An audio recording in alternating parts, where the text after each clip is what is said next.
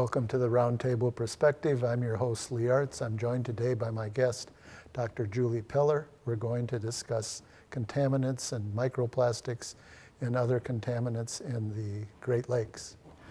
Dr. Peller researches organic contaminants in water, micro and nanoplastics. She's focused on Lake Michigan, also the oxidation treatment of contaminants, and all framed by environmental justice and air and water pollution, which seeks citizen participation in environmental work.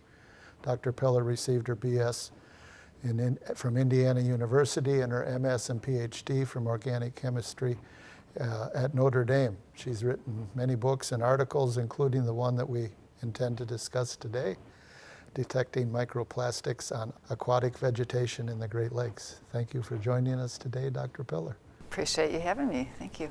You wrote that, in the article that we're talking about, you wrote that plastic pollutants fragment into smaller pieces and affect the biological life in water, often due to the farmland runoff from chemicals and plastics and microplastics. So I think maybe we should just start with, can you explain to us what microplastics means? Microplastics are mostly defined as plastic pieces that have a diameter of 5 millimeters or smaller.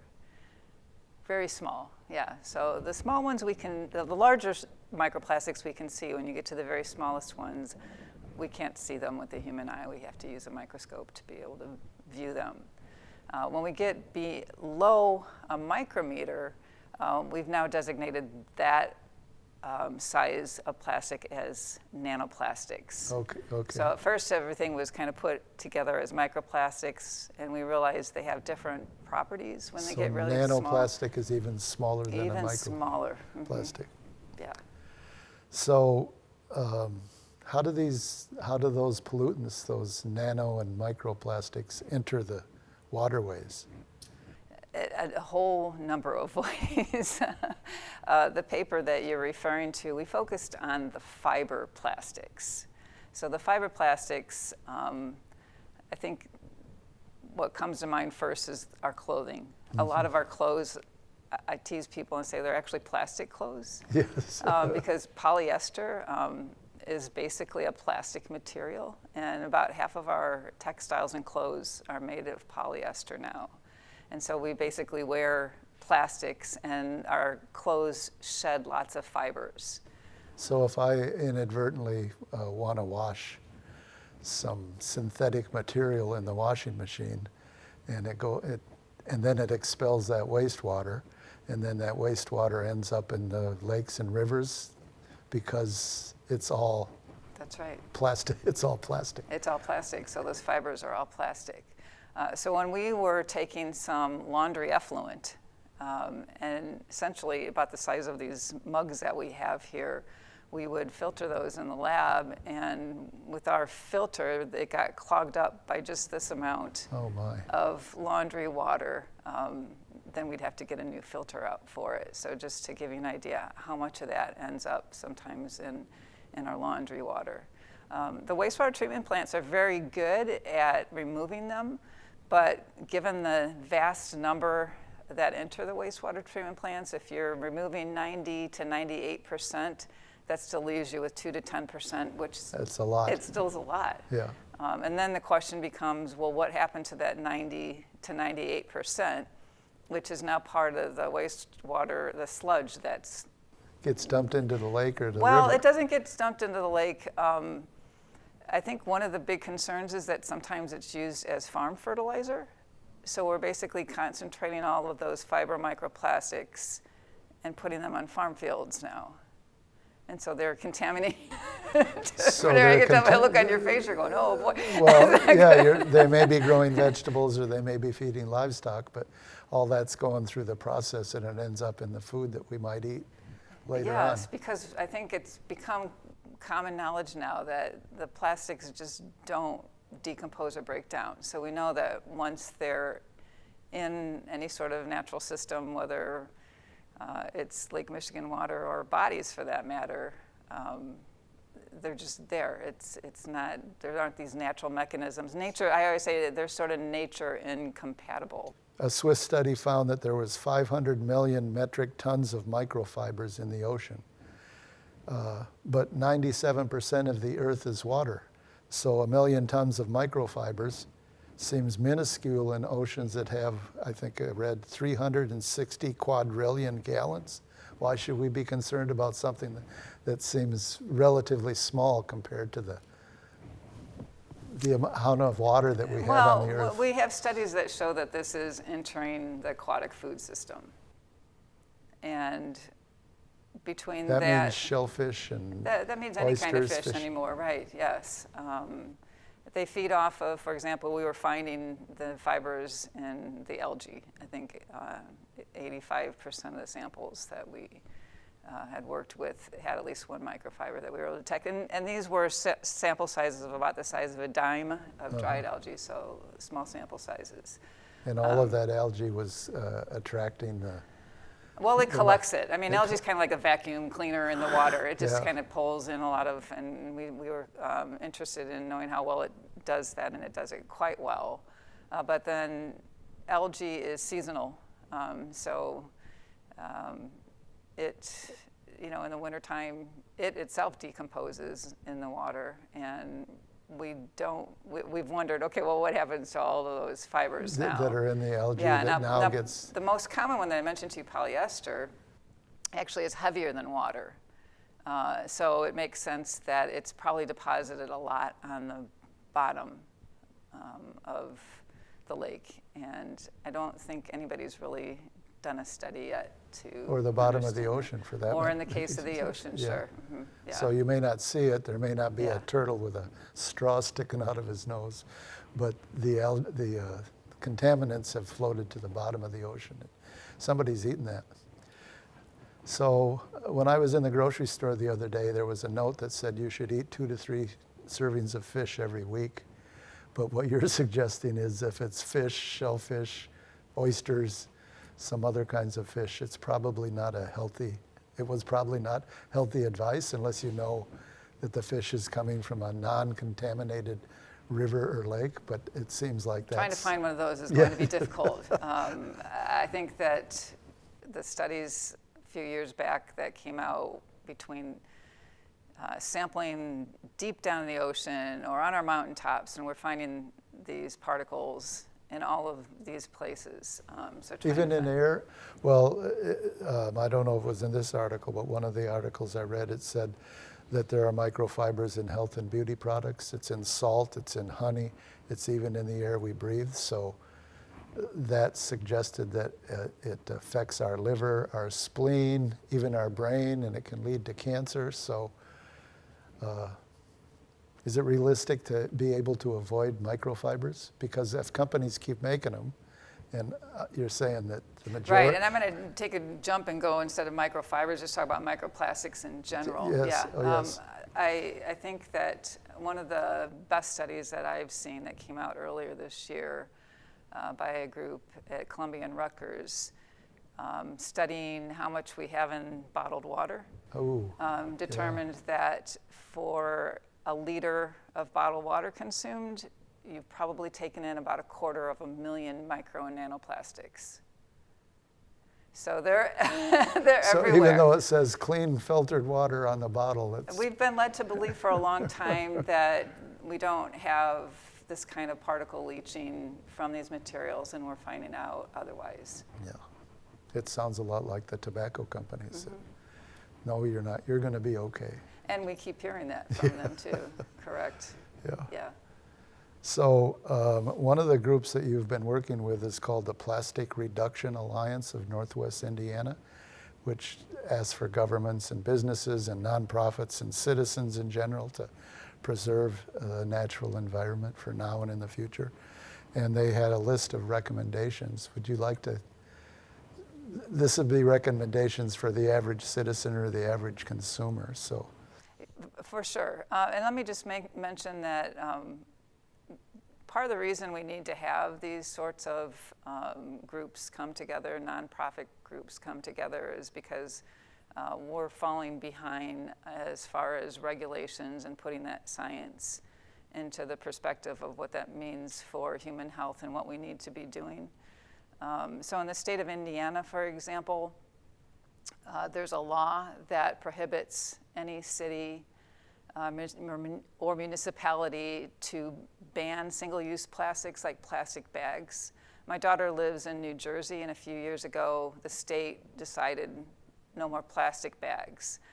She said people were outraged about that. So this is the resistance that a lot of elected officials cave on when people get angry about this. But within 6 months, people adapted to that. They started bringing their own Exactly. Their own You bags. just have to changing human behavior Yeah. is the tough part. I like to do the physical science part. That's the tough part, the human science, the human behavior science part of it. We don't believe you. This is misinformation. Yeah, or don't make me do something that I've been doing, out of the realm of what I've been normally doing. But what she did notice was that those plastic bags that we still see flying in the parking lot. Yeah, in the trees You saw that kind of slowly went away in areas where they weren't using those and allowing them any longer.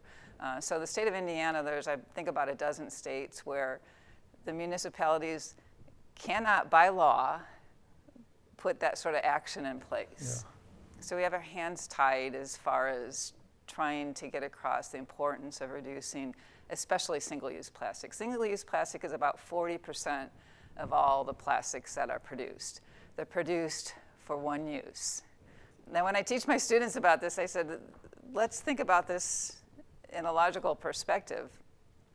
How do we make plastics from these materials we call gas and oil that only took, millions, tens, hundreds of millions of years to form in the earth, and we take that resource and turn it into a product that we use once that's not nature compatible, that we throw away, and then we don't have an answer for right now. So sort of that whole life cycle of plastics needs to be revisited, and that's kind of part of what this international treaty that's being discussed currently in South Korea right now. Why don't you talk about that international treaty just a bit?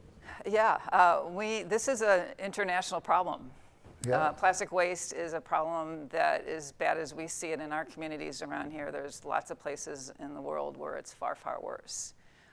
We shipped a lot of our so-called recyclable plastics to other countries for a long time. We still do some of that, not to the same extent that we had been doing. And they didn't have an answer for it either.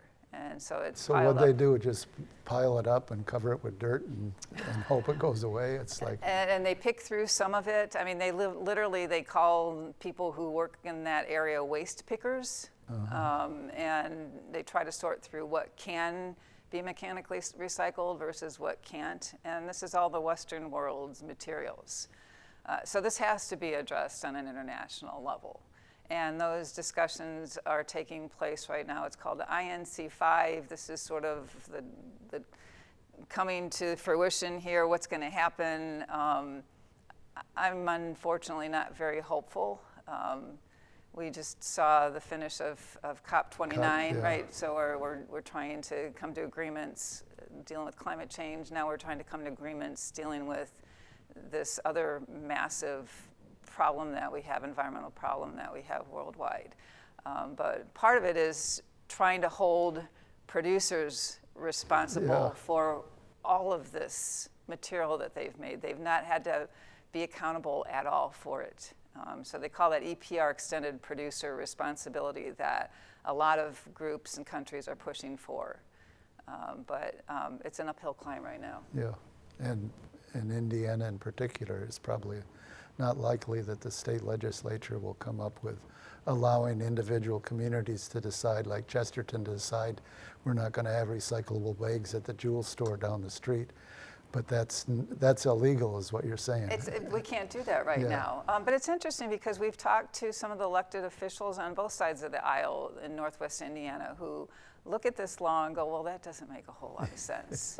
And we've talked to a few, we've reached out to a few that put together that law and just kind of did it because somebody asked them to do that. And it was somebody in the plastic industry that asked them to do it, not surprisingly. But I think it's time to revisit this and think about what it means for our communities and we're going to keep trying. We'll reach out to some of those state legislators and see if they're open-minded about this. One of the things that almost was counterintuitive in the study that you did is, as you said before, about how algae absorbs the microfibers. So you were suggesting to add another step in the wastewater treatment. So you can, I don't know how this would work, but I'm assuming you'd put a whole bunch of algae in the wastewater before it goes out, and then the algae would collect the microfibers, so it would be less likely to go into the rivers and the lakes. So you're just basically sending the wastewater through the algae. Was that the idea? And it's possible, and algae has kind of been used in certain natural scenarios as a cleansing agent. But we also just kind of want to use that to think about how we like to simulate nature, right? Yeah. What is nature doing? How can we simulate that, maybe in a different sort of technological way? And we're actually working, I'm collaborating with Dr. Kyle Dowdrick at University of Notre Dame. He's an environmental engineering professor there. And we came across a way of sort of collecting microplastics, and we haven't really tried the nanoplastics so much yet, in a sort of a non-toxic manner to be able to collect those extra ones. So there's a lot of research that's going on right now, and that's kind of a deviation from the algae part of it. But certainly we just try to think about what's nature doing that we can simulate. It may be a growth industry like marijuana, right? People are going to start growing algae because, as you said, algae doesn't live all year long, so somebody's going to have to be creating algae if you end up being able to treat wastewater. But from that, and you indicated that a minute ago when you were talking about the oil industry, but it seems like this technological fix using algae it's probably more than it's a biological technical fix, but it just seems to me that it would be more sensible, although it may be more politically difficult, to stop the production of plastics and, for that matter, oil and gas, because the climate also destroys and threatens human life. So at the minimum, it would seem like they should be taxed. I mean, I don't know if there is such a, but, right? I mean, if you're creating the plastics and some manufacturers making synthetic material, and then it goes into our water, and we're swimming in it, drinking it, and it's polluting us, it would seem like they should be paying for, even if there's a biological technical solution to this, or a more maximum position would be stop making this stuff. I couldn't agree with you more, and that really is one of the most important points for a lot of these groups that are getting involved in these international discussions, turning off the tap of the plastic. Right now, we continue to see this rise. And it's kind of like the temperature continues to rise, even though you've got the cup. And that has to be part of the agreement. We have to sort of think back to not that long ago, before we really relied on plastics. I'm not saying that they don't have a place for uses in our society, but we're overusing them terribly. Half of all plastics produced were made just in the last 20 years. That's how fast it's ramped up. So as a grandparent, my biggest concern is, what does that mean for the health of my grandchildren? Yeah. Because their exposures to these materials right now are so much greater than mine were, or and yours were. And they're going to get greater. And they're going to increase if we don't come to the realization that there's too much of this being manufactured. We're finding it, like you were mentioning, and being associated possibly with all sorts of health problems. Yeah. We haven't been able to, it's difficult to make the cause and effect link, but I think that there's lots of research out there that's going to more and more point to the problems that we're having associated with these materials. And we forget that it's not just the plastic. When you get a plastic piece of material, whether it's your chip bag, there's all kinds of additives that are put into these plastics that nobody has to tell you what those are. So the last count that I've seen is over 16,000 different chemical compounds that are used, some of which are known to be very toxic compounds. And so that's what we're dealing with too. It's not just the plastic materials, but all those chemicals that are part of the plastics. And it would seem like, just pursuing that a minute, it seems like that also is not something that can be solved with recycling. No, That's not right. at all. You're going to, because I notice, we try to recycle at home, but on the bottom you see there's a number 1, and that means you can recycle it. But if it says a number 5, you can't recycle it. So you got to kind of watch, because, and I often even wondered if the recycler actually takes it to a recycling place, or if they do. And your wonder is valid, because sometimes you're right. If you're doing it correctly, but your neighbor's not. So that load of recycling gets contaminated, it will get directed to the landfill instead of being recycled. Yeah. So that's valid. So there were a few things that I thought that might be nice to pursue, but the Alliance, the Plastic Reduction Alliance of Northwest Indiana, recommends that we don't use plastic, but we use reusable water bottles, that we avoid synthetics, so you're encouraged to use cotton and wool, even though that might be more expensive. Skip the straw. They say bring your own straw, which I found. Skip the plastic bags and choose reusable bags. And there's a few other things on their list, but it seems to me that it puts it all back on the individual consumer, the individual citizen, and it lets the larger cause for this condition Right, just continue on. But until we have these agreements and these laws that are put in place, we realize that there's a lot we can do. Consumers have power, right? Oh yeah, like when I go to the store, I bring a cloth bag and we reuse it and reuse it and reuse it, and although we probably do wash it. Probably not.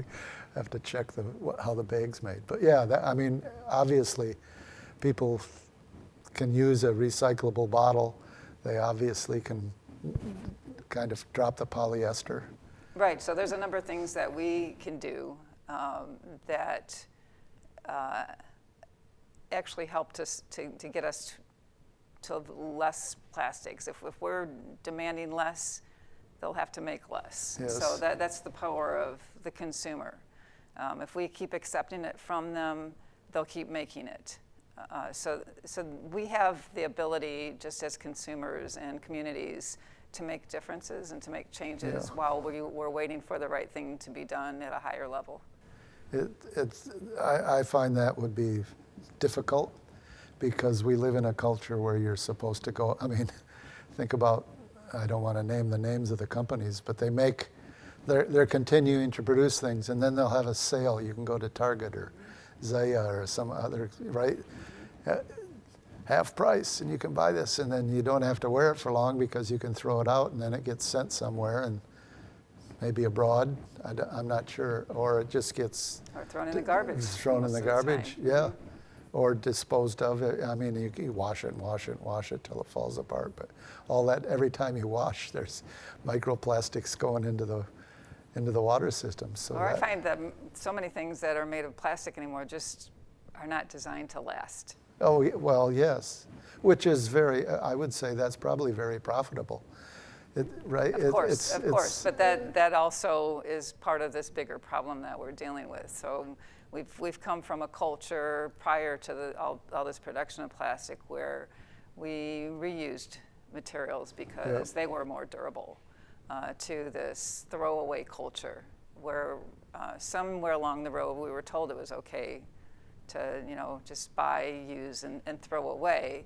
We call that the linear economy, and we're trying to get back to what's called as the circular economy, keeping all of these materials within circulation. So there's also a lot of research that's going into, can we make a type of material like plastic that doesn't have all the downfalls of plastic, that cannot be part of the circular system where we're giving value to all those resources. Instead, we're just taking the resources, creating stuff, throwing it away, and going to try to mine some more of it. And that's not sustainable over the long term anyway either. Yeah, when I was little, I remember my grandmother would can vegetables and canned fruits, and right, and that's a glass container which you can use over and over. Over and over again, yes. Right, and you're not dumping something into the. And it doesn't leach micro and nanoplastics either, so it's right. much healthier Yes. to be consuming food and drinks out of glass containers. Well, thank you, Dr. Peller, for joining us today. We're almost at the end of our time, so. Thank you for having me. You can tell I like talking about this. Well, It's important for yes, people it's to important, understand and I hope the viewers get some understanding of this and maybe take some action either by working with the Plastic Reduction Alliance of Northwest Indiana, or even talking to their state legislatures to say you can't have this law. This is nonsensical. So, but I want to thank Dr. Peller for joining me today on the Roundtable Perspective. I'm Lee Artz. I'll see you next time.